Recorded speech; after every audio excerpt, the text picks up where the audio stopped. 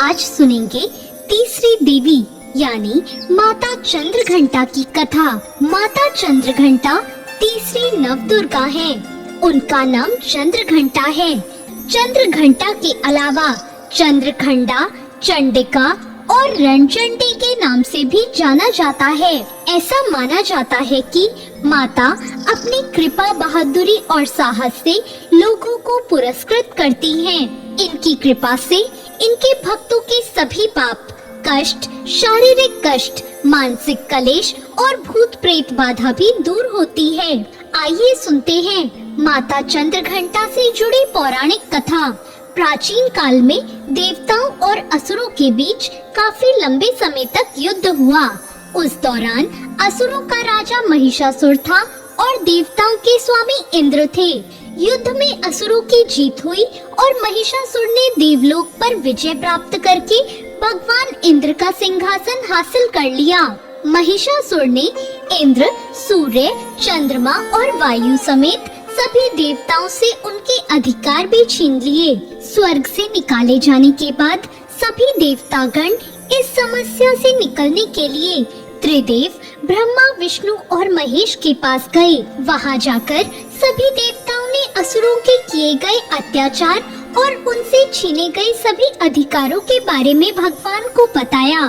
देवताओं ने त्रिदेव को बताया कि महिषासुर के अत्याचार के कारण स्वर्गलोक तथा पृथ्वी लोक पर भी विचरण करना असंभव हो गया है। तब यह सुनकर भगवान ब्रह्मा, विष्णु, महेश अत्यंत क्रोधित हो उठे।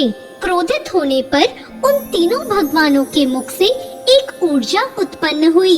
वो ऊर्जा जाकर देवताओं गण के शरीर से निकली ऊर्जा से मिल गई। यह ऊर्जा 10 दिशाओं में व्याप्त होने लगी। तभी वहाँ एक कन्या उत्पन्न हुई। तब भगवान शंकर ने देवी को अपना त्रिशूल भेंट किया। भगवान विष्णु ने उन्हें चक्र प्रदान किया। इसी तरह सभी देवताओं ने माता को अस्त्र शस्त्र देकर सजा दिया। इंद्र ने भी अपना वज्र और ऐरावत हाथी माता को भेंट किया। सूर्य ने अपना तेज, तलवार और सवारी के लिए शेर प्रदान किया। तब देवी चंद्रघंटा सभी शस्त्रों को लेकर महिषासुर से युद्ध करने के लिए युद्ध भूमि में आ गई। उनका यह विशाल रूप देखकर महिषासुर भय से कांप उठा। तब महिषासुर ने अपनी सेना को मां चंद्रघंटा पर हमला करने को कहा। कहते हैं कि महिषासुर की विशाल सेना क्षण भर में माता के कोप से नष्ट हो गई।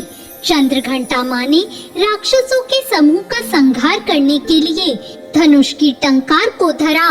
वैसे ही माता के सिंह ने भी दहाड़ना शुरू कर दिया और फिर माता ने घंटे के शब्द से उस ध्वनि को और बढ़ा दिया, जिससे धनुष की टंकार, सिंह की दहाड़ और घंटे की ध्वनि से संपूर्ण दिशाएं गूंज उठी। उस भयंकर शब्द और अपने प्रताप से देवी ने दैत्यों के समूह का संहार कर देवताओं को विजय दिलाई। इस तरह मां चंद्रघंटा ने असुरों का वध किया और देवताओं को अभय दान देते हुए अंतर्ध्यान हो गई। नवरात्रि के तीसरे दिन माता दुर्गा के चंद्रघंटा स्वरूप की विधि विधान से पूजा करें और इस मंत्र ओम देवी चंद्रघंटाय नमः का जाप करें।